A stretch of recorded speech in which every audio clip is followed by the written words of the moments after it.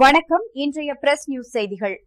தேனி மாவட்டம் கம்பம் சட்டமன்ற தொகுதியில் மாற்றத்தை ஏற்படுத்தவே போட்டியிடுகின்றேன் எனக் கூறி கம்பம் நகரில் வாக்கு சேகரிக்கச் சென்ற தமிழக வெற்றி கழக வேட்பாளர் ஜெகநாத் மிஸ்ராவை வீடுகள் தோறும் பெண்கள் ஆரத்தி எடுத்து உற்சாக வரவேற்பு அளித்தனர். தேனி மாவட்டம் கம்பம் சட்டமன்ற தொகுதியில் நடைபெறும் சட்டமன்ற தேர்தலில் தமிழக வெற்றி கழக வேட்பாளராக ஜெகநாத் மிஸ்ரா போட்டியிடுகின்றார். பல்வேறு நகராட்சி மற்றும் பேரூராட்சி பகுதிகளில் தீவிர வாக்கு சேகரிப்பில் ஈடுபட்டு வந்தார்.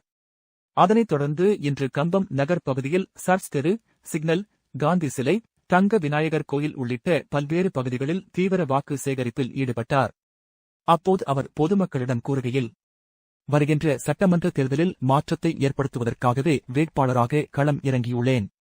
நான் வெற்றி பெற்றால் கம்பம் சட்டமன்ற தொகுதி மக்களுக்கு என்னென்ன திட்டங்கள் செய்ய வேண்டும் என்பதை தொலைநோக்கு பார்வையோடு தேர்தல் வாக்குறுதிகளை அளித்துள்ளேன் எனக் கூறி தீவிர வாக்கு சேகரிப்பில் ஈடுபட்டார்.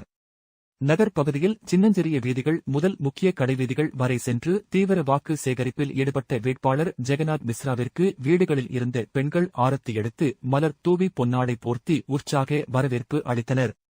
இந்த தேர்தல் பிரச்சாரத்தின் போது ஏராளமான பொதுமக்கள் தாமாக முன்வந்து தேர்தல் பிரச்சாரத்தில் ஈடுபட்டனர்.